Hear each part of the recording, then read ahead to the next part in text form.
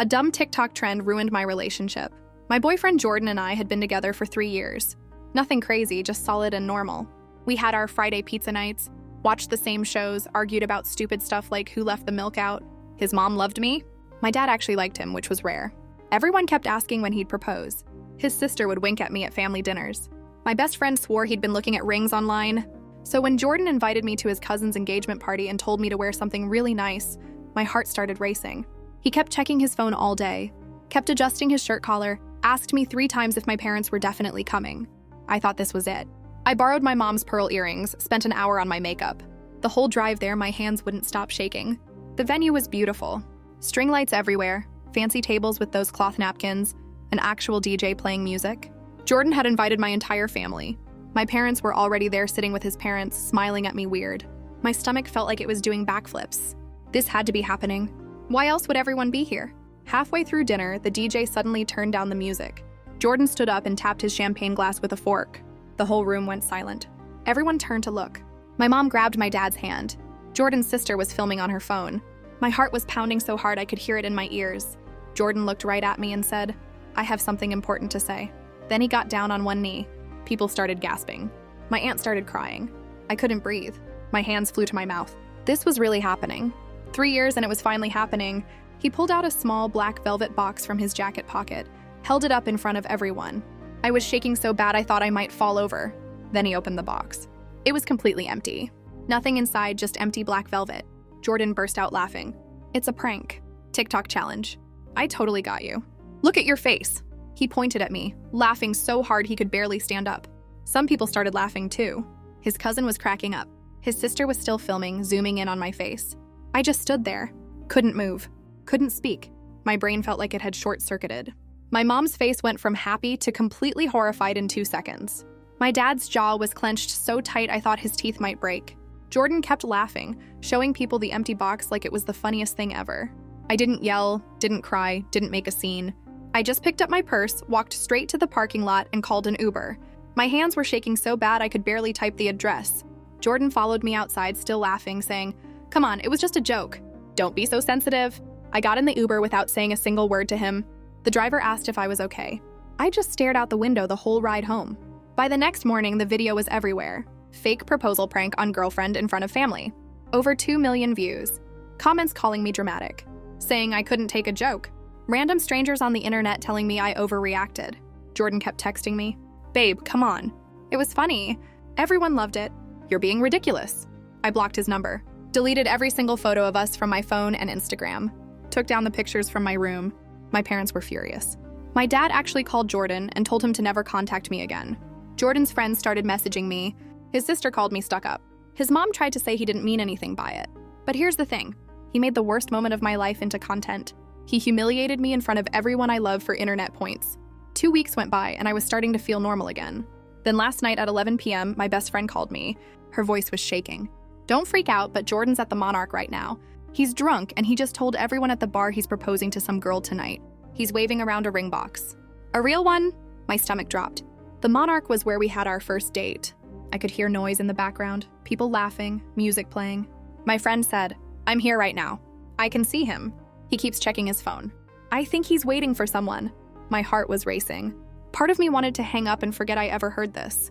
But another part needed to know if this was real or another sick joke. My friend's voice got quieter. "What do you want me to do? I can stall him if you want to come down here. But babe, you need to decide fast." The girl he's texting just walked in. I sat on my bed holding my phone so tight my knuckles turned white. My friend was still on the line waiting for me to say something. Through the phone, I could hear music and people talking and glasses clinking. "What does she look like?" I asked, blonde. "Really tall, wearing a red dress." She's walking straight to his table. He just stood up. My chest felt tight. I couldn't breathe right. "Are you coming?" My friend whispered. I wanted to say no. I wanted to hang up and pretend this wasn't happening. But instead I heard myself say, "Stay there. I'm coming." I threw on jeans and a sweatshirt, didn't even look in the mirror. My hands were shaking while I tied my shoes. I grabbed my keys and ran to my car. The Monarch was 20 minutes away, but I made it in 12. I parked across the street where Jordan wouldn't see my car. My friend was waiting outside. "He's still in there," she said. "They're at a corner booth." He ordered champagne. We walked in together. The bar was packed, Friday night crowd everywhere. I spotted Jordan immediately. He was sitting across from the blonde girl, leaning forward with his elbows on the table. The ring box was sitting right there between them. She was smiling at him. He was smiling back. My stomach felt like it dropped to the floor. "That's Kenna," my friend whispered. "She works at his gym." I watched them for maybe 30 seconds. Jordan picked up the ring box. Kenna put her hand over her mouth. He opened it. This time there was actually a ring inside. It caught the light from the candle on their table. I could see it sparkle from where I was standing. Kenna's eyes went wide. Jordan was talking, but I couldn't hear what he was saying over the noise of the bar. Then Kenna started laughing. Not a happy laugh, a confused laugh. She shook her head and pushed the ring box back across the table toward Jordan. She was still laughing, but she looked uncomfortable. Jordan's smile disappeared. He said something else. She shook her head again and stood up. She grabbed her purse off the booth and walked away from the table. Jordan just sat there holding the ring box, staring at the spot where she'd been sitting. My friend grabbed my arm. Oh my God. Kenna walked right past us, heading for the door. She was on her phone before she even made it outside. Jordan was still sitting alone at the table. He picked up his champagne glass and drank the whole thing in one go. Then he put his head in his hands. "Did that just happen?" my friend asked. I couldn't look away from him. He looked destroyed, completely broken. Part of me felt satisfied. Part of me felt sick. Mostly I just felt empty. "Let's go," I said. We left before Jordan saw us. I sat in my car for 10 minutes before I could drive. My friend stayed with me. "You okay?" she asked. "I don't know. When I got home that night, I couldn't sleep. I kept seeing Jordan's face when Kenna walked away.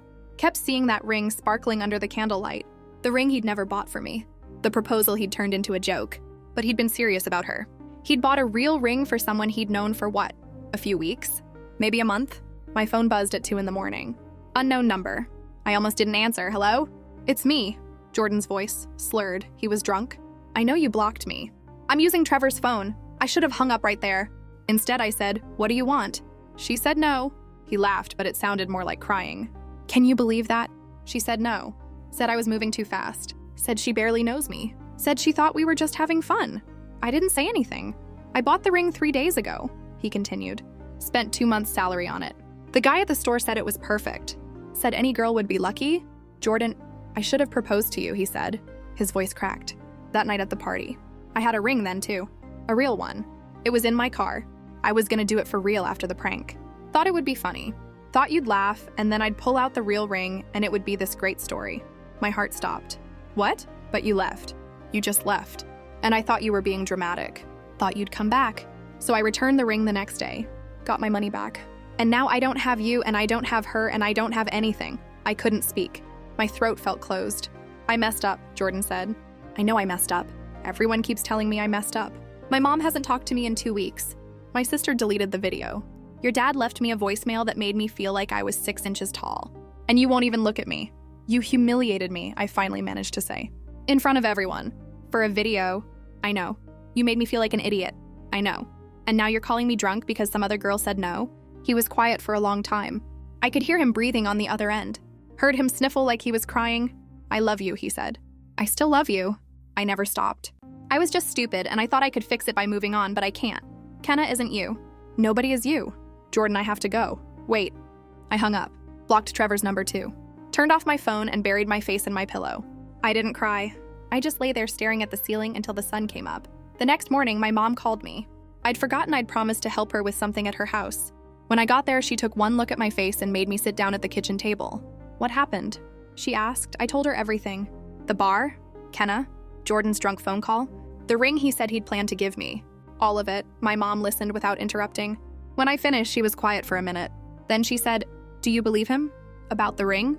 "I don't know, maybe. Does it matter?" "Might matter to you. He still did what he did." "Yes, he did."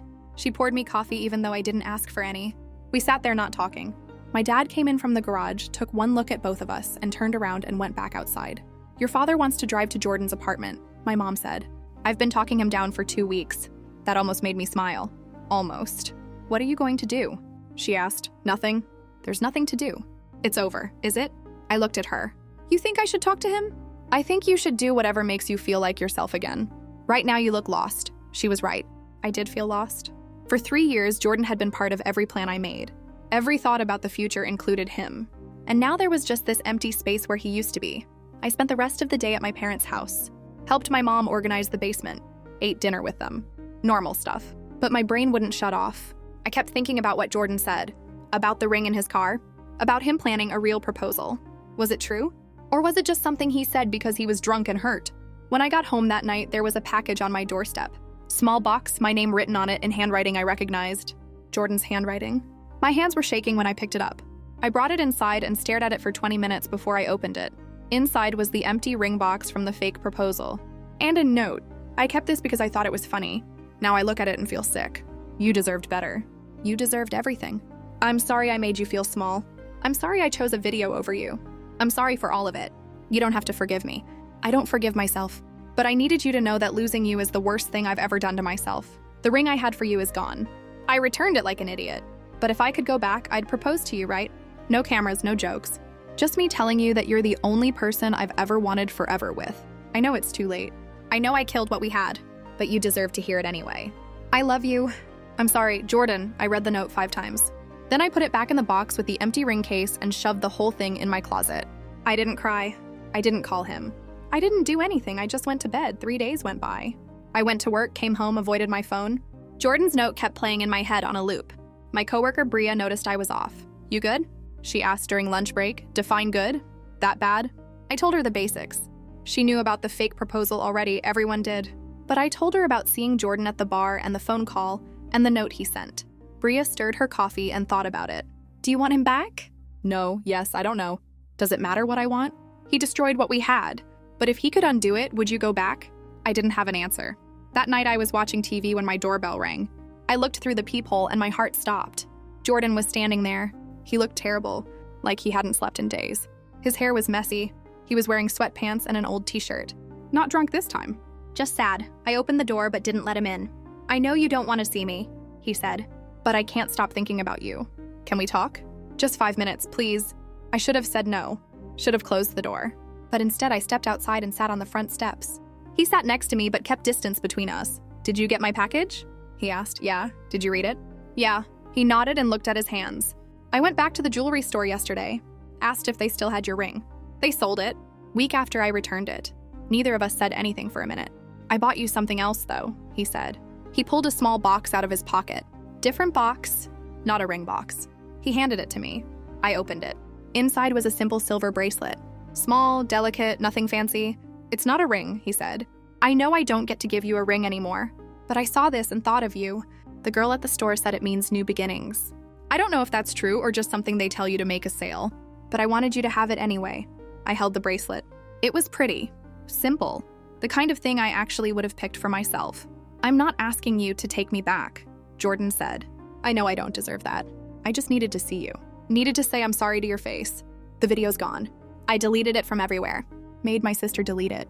Made my friends delete it. Trevor had it saved on his phone and I made him delete it in front of me. It's gone. Jordan, I know it doesn't fix anything. I know deleting a video doesn't undo what I did.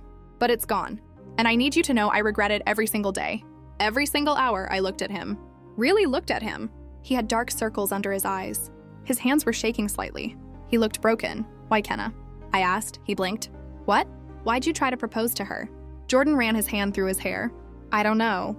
I thought if I could move on fast, then it would hurt less. Thought if I forced myself to feel something for someone else, then I'd stop thinking about you. But it didn't work. I don't love her. I barely know her. She knew it too. That's why she said no. Said I was clearly not over someone. You spent 2 months' salary on a ring for someone you barely know. I was trying to prove something. To myself, to everyone. That I wasn't the guy who messed up. That I could still do it right. But I can't, not with her. Only person I ever wanted to marry was you. A car drove past. Someone's dog barked down the street. Normal nighttime sounds. But sitting there with Jordan felt surreal. Like we were in some alternate version of our life. I don't know what you want me to say, I told him. You don't have to say anything. I just needed you to know I'm sorry. And that I love you. And that I hope someday you can think about me without feeling angry. He stood up. I stayed sitting. Keep the bracelet or don't, he said. Either way, I'm gonna go. Thank you for not slamming the door in my face. He walked to his car. Got in, drove away. I sat on my steps holding the bracelet until my neighbor came out to walk his dog and gave me a weird look. Then I went inside. I put the bracelet on my dresser next to the box with the empty ring case. Looked at both of them. Tried to figure out what I felt. Couldn't. 4 more days passed. I wore the bracelet to work without thinking about it. Bria noticed immediately. Is that from him? Yeah. You taking him back? No. But you're wearing what he gave you. I looked down at my wrist. She was right. Why was I wearing it? It's just a bracelet, I said. Bria gave me a look that said she didn't believe me. Honestly, I didn't believe me either. That weekend, my best friend came over. She brought wine and pizza and made me tell her everything. So he actually had a ring that night, she said. And he was planning to propose for real after the prank. That's what he says. Do you believe him? I don't know. Part of me does. Part of me thinks he's just saying whatever might work. What does your gut say? I thought about it. My gut says he's telling the truth. But my gut also says it doesn't matter because he still did what he did. We ate pizza and watched reality TV. Didn't talk about Jordan again. But when she left, I couldn't stop thinking about everything. I pulled out the note he'd sent and read it again. Then I read it again. His handwriting looked shaky in places like his hand had been trembling while he wrote it.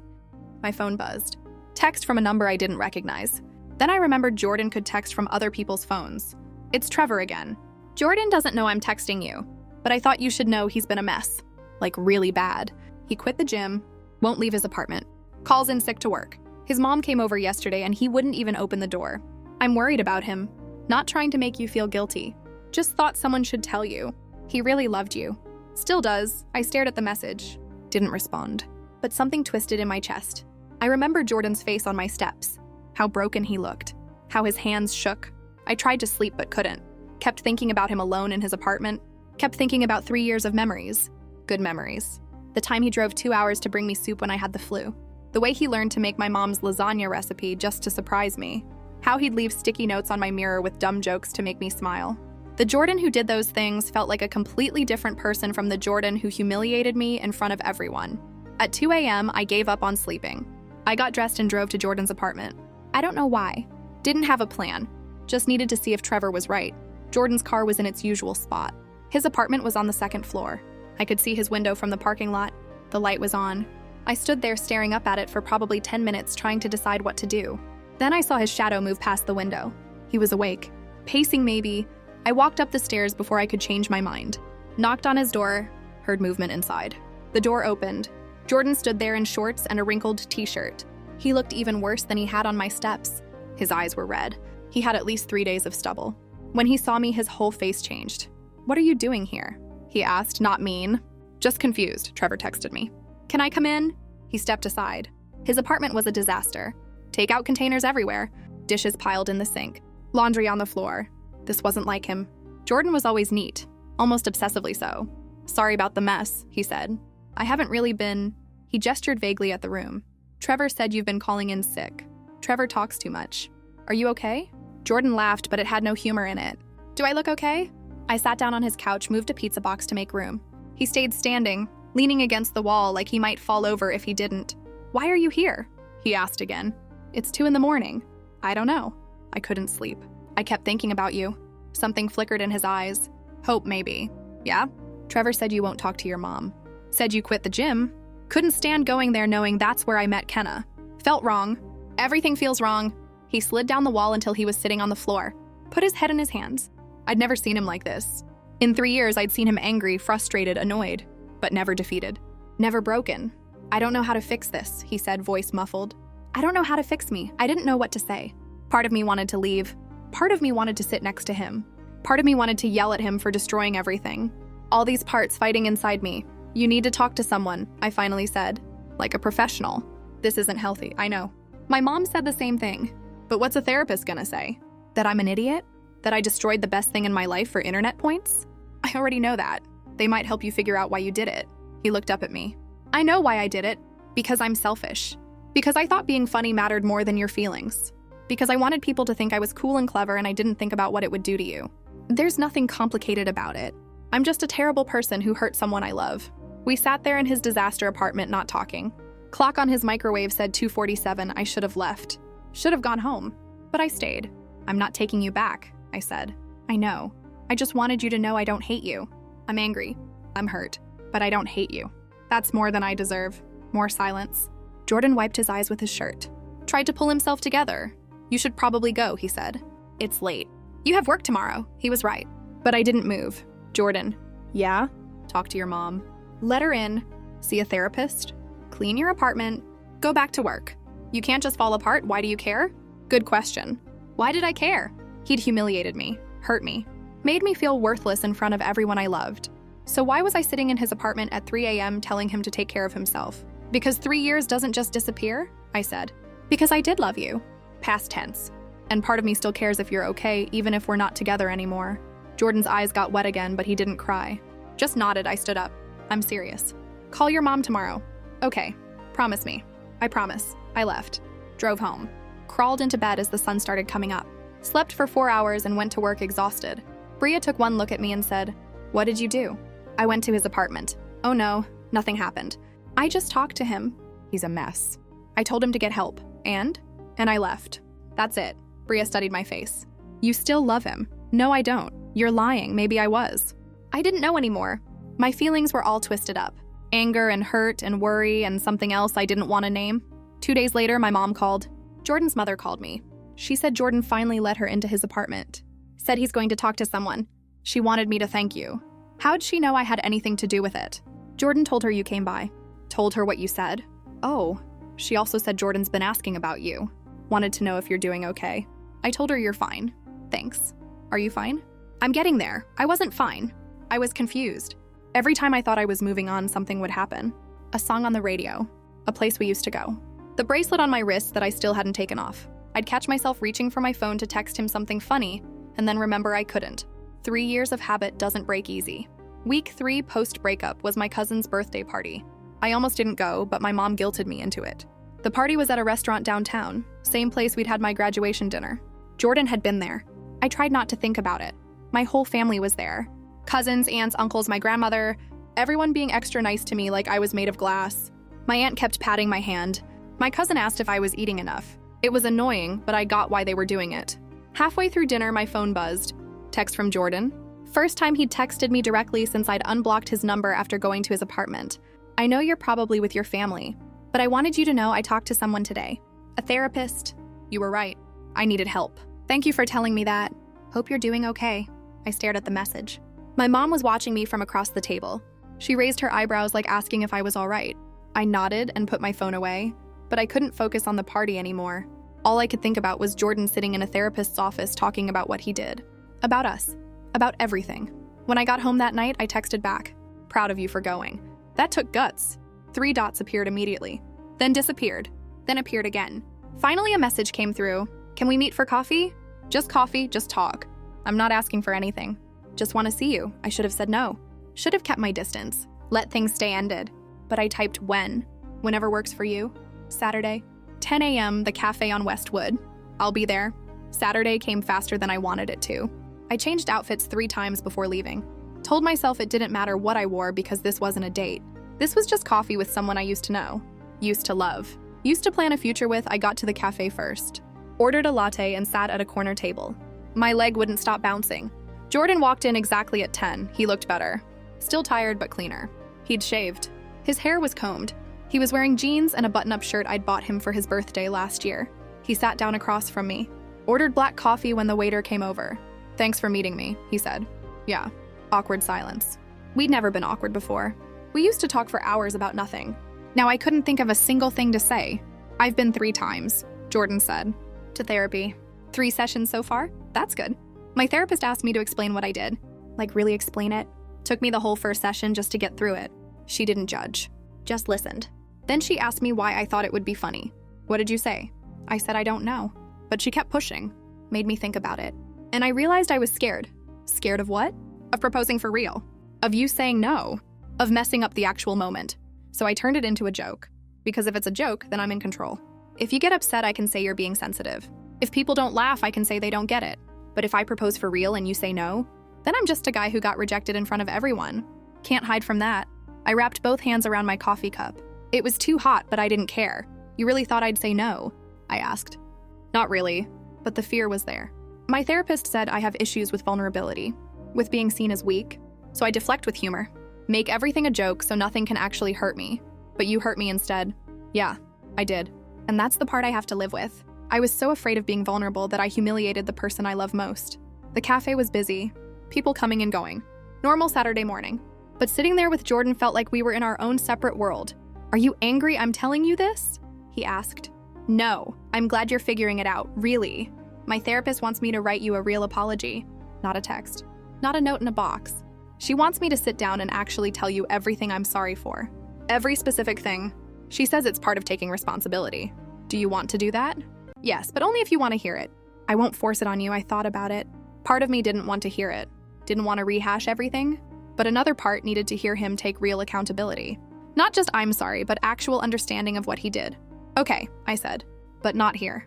Somewhere private. Your place, my place, wherever you're comfortable. The park, the one by the library. There's benches. Public but quiet. When? Tomorrow. 2 p.m. He nodded. We finished our coffee. He paid even though I tried to split it. We walked out together. His car was parked next to mine. "Thanks again for meeting me," he said. "Yeah." He looked like he wanted to hug me but didn't. Just gave me a small wave and got in his car. I sat in mine and watched him drive away. Then I called my best friend. "I just had coffee with Jordan," I said when she answered. "Oh boy. How'd it go?" "He's going to therapy. He wants to give me a real apology tomorrow. Like a detailed one." "Are you okay with that?" "I think so. I think I need to hear it." "And then what?" "What do you mean?" "After he apologizes. After he explains everything. What happens then?" I didn't have an answer. That night I couldn't sleep again. Kept thinking about what Jordan would say. Kept thinking about everything that happened. The fake proposal. The empty box. His face when Kenna rejected him. The note he sent. The bracelet I was still wearing. 3 years of memories mixing with 3 weeks of pain. Sunday at 2 p.m. I was sitting on a bench in the park. Jordan showed up 5 minutes early. He had a notebook with him. Sat down on the other end of the bench, leaving space between us. "I wrote everything down," he said, holding up the notebook. "My therapist said it would help me organize my thoughts. Make sure I don't miss anything." "Okay." He opened the notebook. His hands were shaking slightly. He took a deep breath. "I'm sorry for making you think I was proposing when I wasn't. I'm sorry for using your hope against you. I'm sorry for doing it in front of your family. I'm sorry for filming it without asking.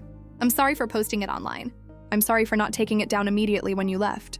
I'm sorry for laughing when you were hurt. I'm sorry for calling you dramatic. I'm sorry for making you feel stupid. I'm sorry for choosing internet attention over your dignity.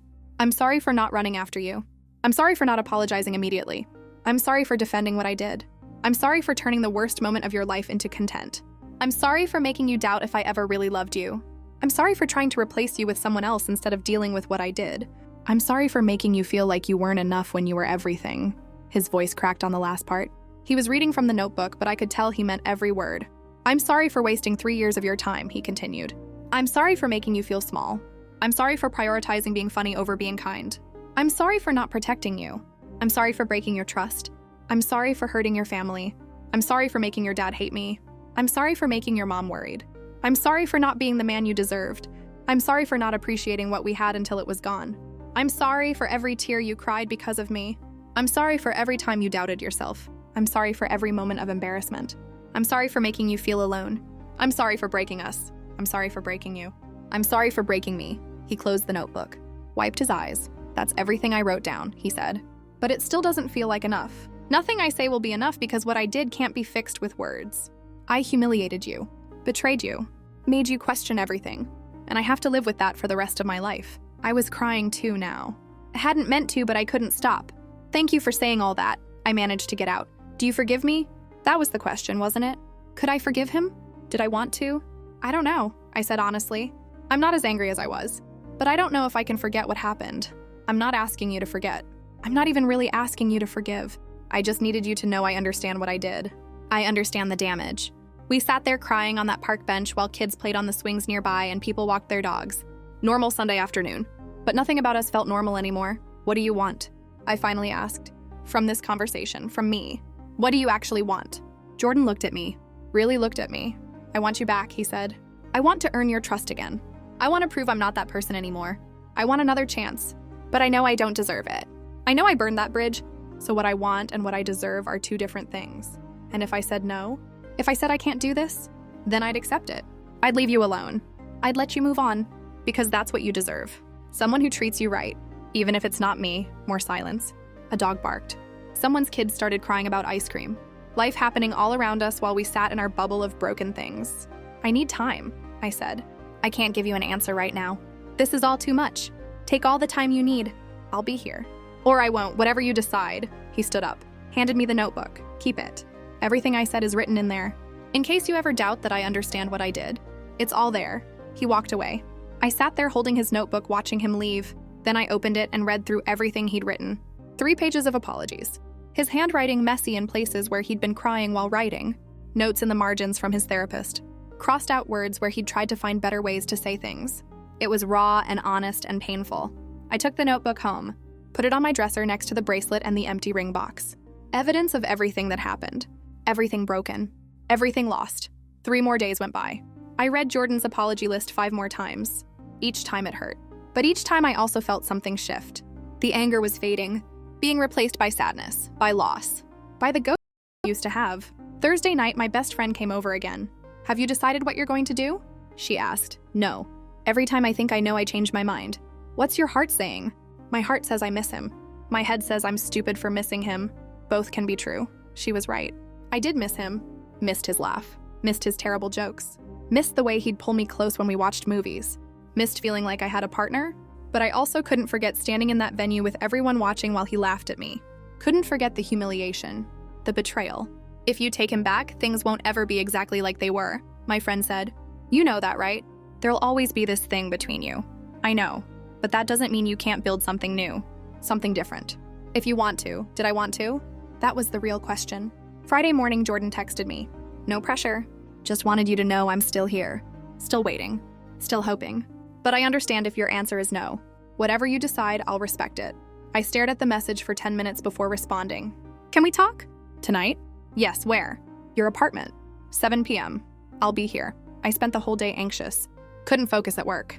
Bria caught me staring at my computer screen doing nothing. You're seeing him tonight, aren't you? She asked, how'd you know? Because you have that look. The one people get when they're about to make a decision they're not sure about. Am I making a mistake? I don't know, maybe not. But it's your mistake to make. At 6:45 p.m., I was in my car outside Jordan's apartment. Gave myself a pep talk. Reminded myself why I was here. What I needed to say. Then I went upstairs and knocked. Jordan opened the door immediately like he'd been waiting by it. His apartment was clean now. Dishes done. Floor vacuumed. Laundry put away. He'd pulled himself together. Come in, he said. I sat on his couch. Same couch I'd sat on 3 weeks ago when his place was a disaster. Felt like years ago now. Jordan sat in the chair across from me, giving me space, not assuming anything. I've been thinking about everything, I started. About what you did. About your apology. About us. He nodded but didn't say anything. Just waited for me to continue. I'm not going to lie. What you did destroyed me. For days I couldn't look at myself without feeling embarrassed, without hearing people laughing, without seeing that empty box. It broke something in me. Made me question every moment we had together. Made me wonder if you ever really loved me or if I was just content for your life. I did love you. I do love you. You were never content. Let me finish. Sorry. I took a breath, but I also can't ignore 3 years. 3 years of you being good to me, being there for me, making me laugh, supporting my dreams, meeting me halfway. 3 years of building a life together. One horrible moment doesn't erase all of that. It taints it, changes it, but it doesn't erase it. Jordan's eyes were locked on mine, barely breathing. I talked to my mom about this, I continued. She said relationships aren't about never messing up. They're about how you handle it when you do. She said you're taking responsibility, going to therapy, trying to understand what you did. She said that matters. My dad disagrees. Says you humiliated his daughter and that's unforgivable. So I'm caught between both perspectives. What do you think? Jordan asked quietly. I think what you did was unforgivable. And I also think I want to try to forgive you anyway. Those two things exist together. I think you're genuinely sorry. I think you understand what you did. I think you're trying to change. And I think I still love you even though part of me wishes I didn't. Jordan's whole face changed. Hope and disbelief and relief all at once. Does that mean? It means I'm willing to try. Slowly. No jumping back into how things were. We start over. Date again. Build trust again. And if you ever do anything like that again, I'm gone. No second chances. No explanations, just done. Do you understand? Yes, completely. I swear I will never. Don't swear. Just show me. Through your actions. Every single day. Jordan stood up and moved toward me, then stopped himself. Can I hug you? I nodded. He wrapped his arms around me, and I felt him shaking. He was crying into my shoulder. I'm so sorry, he kept saying. I'm so sorry. I'll spend the rest of my life making this up to you. I promise. I let him hold me. Let myself feel it. The familiar weight of his arms. The smell of his cologne. The sound of his heartbeat. All the things I'd missed. But it felt different now. Heavier. Tinged with all the hurt. When he finally let go, we sat back down. So what now? He asked. Now we take it slow. We go on dates. Real dates. We talk a lot. You keep going to therapy. I might go too. We figure out if we can actually rebuild this or if the damage is too deep. And we're honest. Brutally honest. No more hiding. No more jokes at each other's expense. Just truth. I can do that. You have to do that. That's the only way this works. Okay, truth. Starting now. Truth is, I love you so much it physically hurts. Truth is, I wake up every morning hating myself for what I did. Truth is, I don't deserve another chance, but I'm grateful you're giving me one anyway. Truth is, I'm terrified I'll mess this up again. Truth is, you're the only person I've ever wanted forever with. I felt tears starting again. Truth is, I'm scared too. Truth is, I don't know if I'm making the right choice. Truth is, part of me still wants to run. Truth is, part of me never stopped loving you. Truth is, I'm choosing to try because I think we might be worth saving. We sat there being honest, being vulnerable, being real with each other in a way we maybe never had been before. It hurt, but it also felt necessary. Like lancing a wound so it could heal properly. Jordan made us tea. We talked until midnight. About everything. About his therapy sessions. About my hurt. About what we both needed going forward. About boundaries. About expectations. About fear and hope and everything in between. When I finally left that night, I felt exhausted but lighter somehow. Like I'd been carrying something heavy and finally set it down. My mom called the next morning. Your father wants to talk to you. Oh no. My dad got on the phone. Your mother said you're giving that boy another chance. Dad, I don't like it. I don't trust him. But I trust you. So if this is what you want, I'll support it. But if he hurts you again, I'm not going to be nice about it. Understand? I understand. Good. Put your mother back on. My mom's voice came back. He'll come around. He's just protective. How are you feeling about all this? Honestly, I don't know. Nervous, hopeful, scared, everything. That sounds about right. Just promise me you're doing this because you want to, not because you feel sorry for him. I promise. Okay then. We're here if you need us. That first week of trying again was strange. Jordan and I texted throughout the day but kept it light. Nothing heavy. Just normal conversation. He'd send me pictures of funny signs he saw.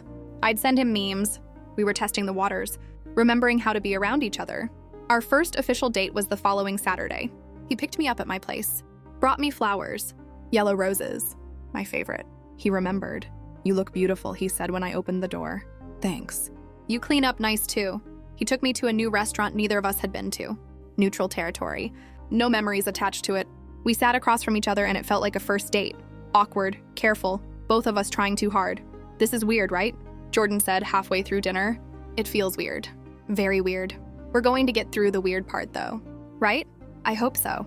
The conversation got easier as the night went on. We laughed about something stupid.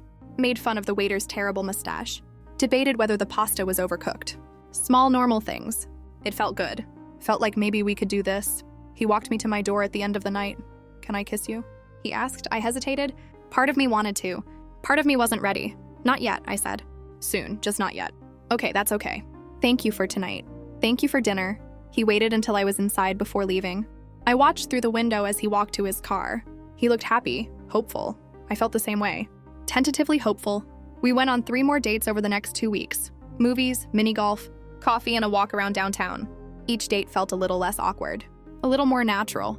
We were finding our rhythm again. Or finding a new rhythm. I couldn't tell which. On the 4th date, we went to the pier. Walked along the boardwalk eating ice cream. Jordan pointed out a couple taking engagement photos. Does that bother you? He asked. Seeing that? A little. Does it bother you? Yeah. Makes me think about what I did. About how I ruined that moment for us. We kept walking. Found a bench overlooking the water and sat down. My therapist says I need to forgive myself, Jordan said. Says I can't move forward if I'm stuck in guilt. But I don't know how to do that. Have you tried? Not really. Feels like if I forgive myself, then I'm letting myself off the hook. Like I'm saying what I did wasn't that bad. I don't think that's what forgiveness means. I think it means accepting what you did, understanding why, and choosing not to let it define you forever. Is that what you're doing? With me, I'm trying to. The sun was setting. Sky turning orange and pink. Jordan reached for my hand. I let him take it. His palm was warm, familiar. I love you, he said. I know I've said it a lot lately, but I need you to know I mean it. Every time, I know. I love you too. Yeah? Yeah, I wouldn't be here if I didn't, he smiled. Real smile. The kind that reached his eyes. Then he looked nervous. Can I kiss you now? He asked. I thought about it. Realized I wanted to. Yes. He leaned in slowly, giving me time to change my mind. His lips touched mine and it felt like coming home and like kissing a stranger at the same time. Familiar and new. Sad and hopeful. Complicated. When we pulled apart, he was looking at me like I might disappear. Was that okay? He asked. It was okay. Just okay? It was good. Really good. It just feels different. Different how? I don't know. Just different. Not bad different. Just not the same as before. Nothing's the same as before. He was right. We couldn't go back to what we had. Could only move forward into something new. Something built on harder ground. On truth and rebuilding and work. Week 6 of trying again. We were at Jordan's apartment watching a movie, his arm around me, my head on his chest. It almost felt normal, almost felt like before. Then his phone lit up with a notification. TikTok. He grabbed it quickly and turned it face down. "You still have TikTok?" I asked. He sat up. "Yeah, but I don't post anymore. Just scroll sometimes. Does it bother you? Being on there after everything?" "Honestly, yes, but deleting it feels like running away. My therapist says I need to change my relationship with it. Use it differently. Not for validation, just for entertainment." "Have you watched any proposal videos since?" "No, I can't. Makes me sick." We were quiet for a minute. "Do you ever look at the engagement party pictures?" I asked. "From your cousin's party?" "No, my family has them, but I asked them not to show me. Don't want to see my face from that night. I looked at them once.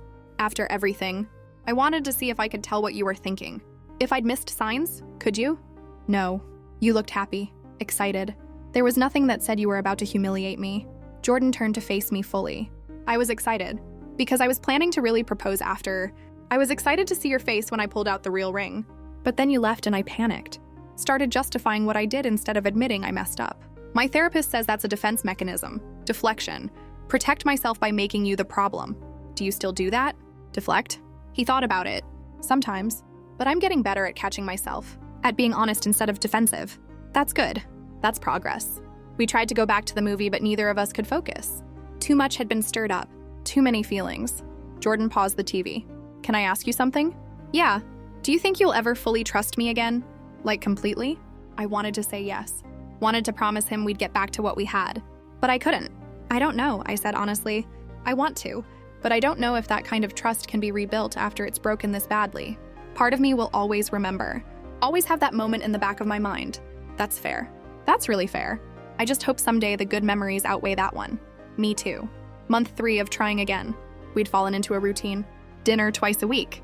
Texting every day. Weekend dates. It felt like a relationship. Felt like we were building something. But there were still moments. Still times when I'd think about the fake proposal and feel a wave of hurt.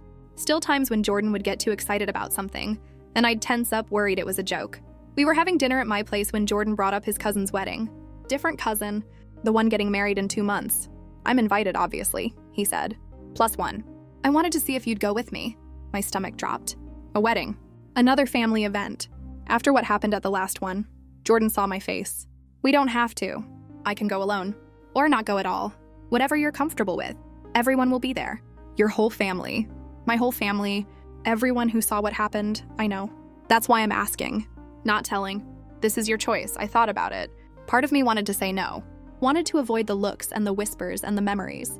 But another part knew we couldn't hide forever. Had to face things eventually. "Okay," I said. "I'll go. Yeah?" "Yeah, but if it gets too much, I'm leaving. And you're coming with me." "Deal." "Absolutely. The second you want to leave, we're gone." The weeks leading up to the wedding, I was anxious. Kept having dreams about showing up and everyone laughing. About Jordan pulling another prank. Nightmares, basically. Jordan noticed. "We really don't have to go," he said one night. "I can make up an excuse. No, we're going. I'm not letting what happened control my life forever. We're going? Okay. But promise me if you change your mind, you'll tell me." "I promise." The wedding was on a Saturday. Outdoor ceremony. Beautiful venue. Jordan picked me up wearing a suit. He looked good. Really good. I wore a blue dress. Something new I'd bought specifically for this. Wanted to feel confident. We pulled into the parking lot and I felt my heart start racing. All the cars. All the people. Jordan noticed my hand shaking. "We can leave right now," he said. "Before we even get out." "No, we're doing this." We walked in together. His hand on my lower back. Protective. The ceremony was starting soon, so everyone was finding seats. Jordan's mom saw us first. Her face lit up. She rushed over and hugged me. "I'm so glad you're here," she whispered. "Both of you." Jordan's sister was next. She looked uncomfortable. "Hey, sorry about everything. The video and all that. It was messed up." "Thanks," I said. We found seats. I could feel people looking. Hear whispers. But no one said anything directly. The ceremony started and I tried to focus on the bride and groom. They looked happy, in love, normal. The way people should look at weddings. At the reception, Jordan stayed close to me. Asked multiple times if I was okay, if I needed a break, if I wanted to go. I kept saying I was fine, and I mostly was. Being there was hard, but not as hard as I'd thought it would be. Jordan's cousin, the one getting married, came over during dinner. "I heard what happened at Macy's engagement party," she said to Jordan. "That was really messed up, man." Jordan nodded. "I know. Working on being better? Good. Because she's too good for you." She pointed at me, then smiled. But I'm glad you're both here. Means a lot. As the night went on, it got easier. We danced, ate cake, talked to relatives. It felt almost normal, almost like we belonged here together. Then the DJ announced the bouquet toss. All the single women were supposed to gather. I stayed seated. Wasn't single, but also didn't want to participate. Felt weird. But Jordan's aunt basically dragged me over. Come on, honey. Just for fun. I stood in the back of the group. The bride turned around and threw the bouquet high. It flew over everyone's heads. Came right at me. I could have let it fall.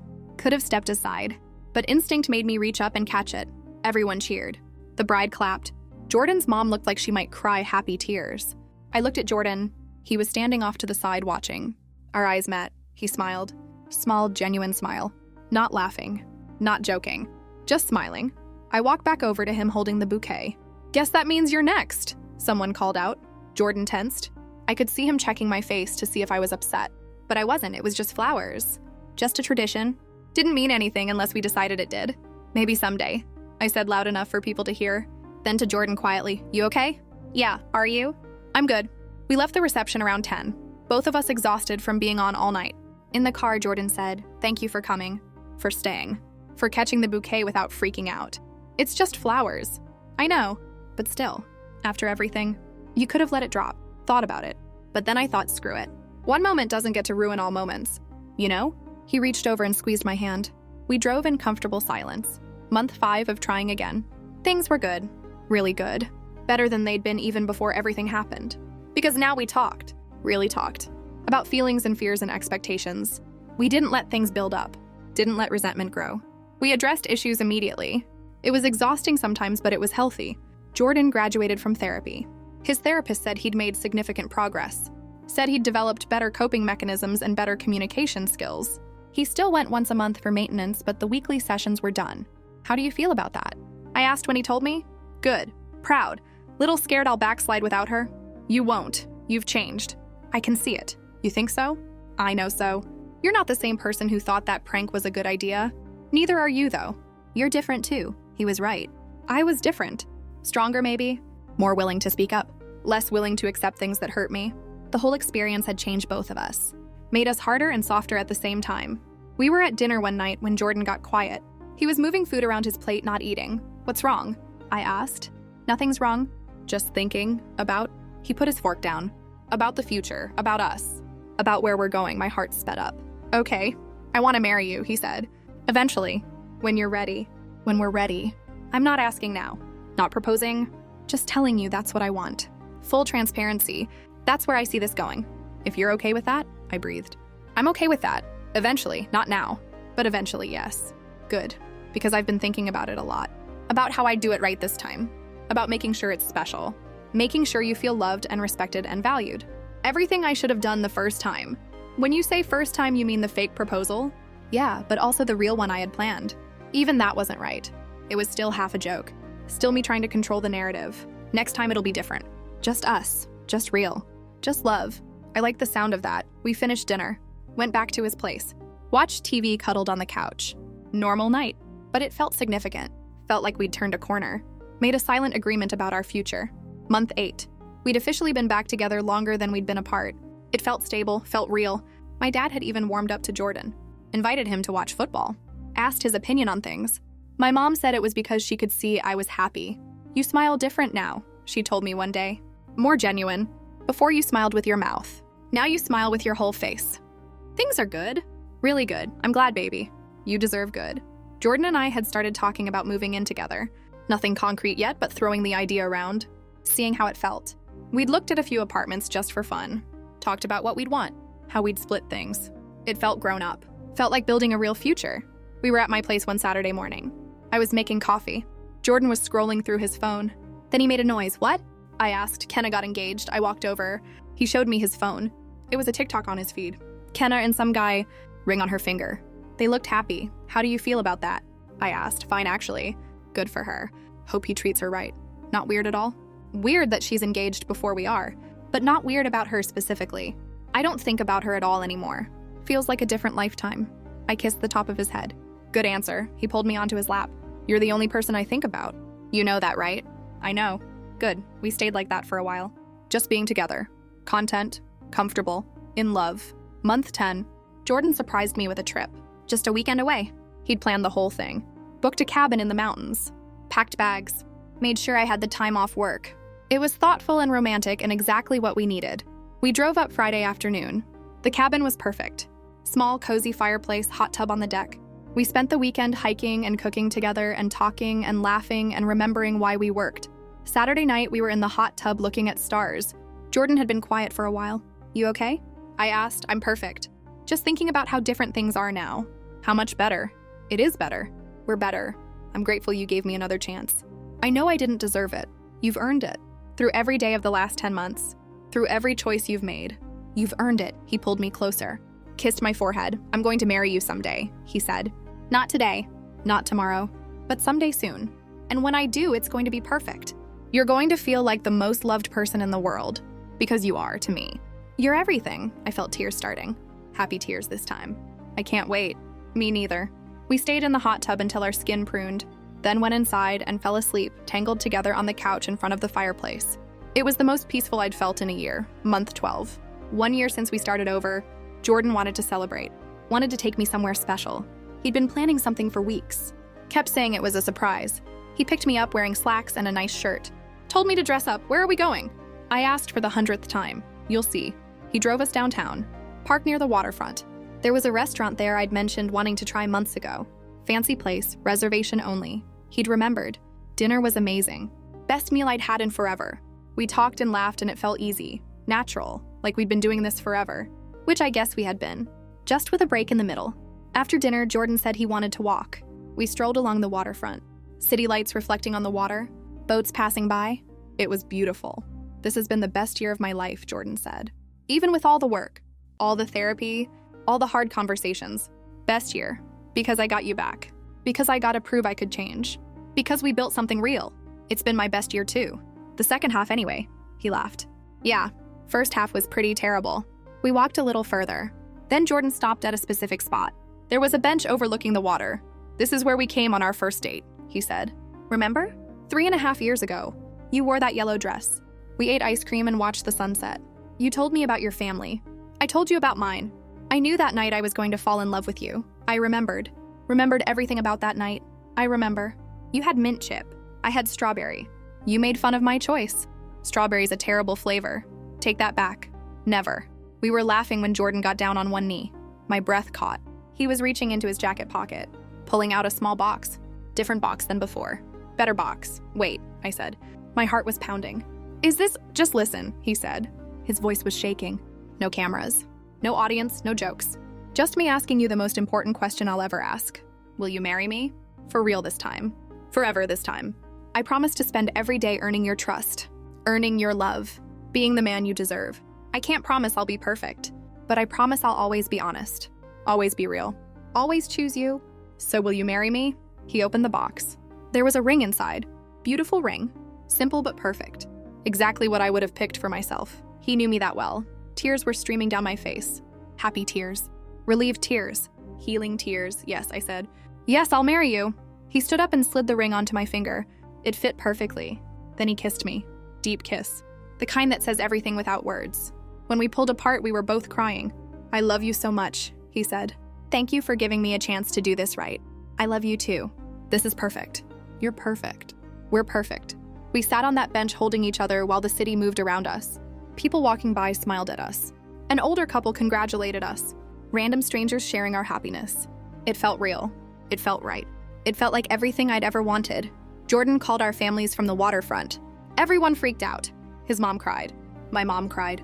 Even my dad got choked up. His sister posted a picture Jordan texted her with the caption, "He finally did it right." Lots of heart emojis. Lots of celebrating. We went back to his apartment, made hot chocolate. Sat on his couch looking at my ring. I couldn't stop staring at it. You really like it? Jordan asked. I love it. It's exactly what I would have picked. I know. I spent weeks researching. Asked your mom. Asked your friends. Looked at every picture of jewelry you've ever liked on Instagram. I wanted it to be perfect. It is perfect. Tonight was perfect. You're perfect. He pulled me close. We're getting married. We're getting married. It felt surreal. After everything we'd been through, all the hurt and healing and hard work, we'd made it. We were building something real. Something that would last. That night lying in bed, I thought about the journey we'd taken. The fake proposal. The breakup, the pain, the choice to try again, all the conversations, all the growth, all the moments that led us here. It wasn't a fairy tale. It was messy and complicated and real, but it was ours. And it was beautiful because we'd fought for it. Jordan was already asleep next to me. I watched him for a minute. This person I'd loved and hated and loved again. This person who'd hurt me worse than anyone ever had and then spent a year proving he could be better. He wasn't perfect. Neither was I. But we were perfect for each other. In all our messy, complicated, imperfect ways. I looked at my ring one more time, smiled, then closed my eyes and fell asleep planning the rest of our lives together.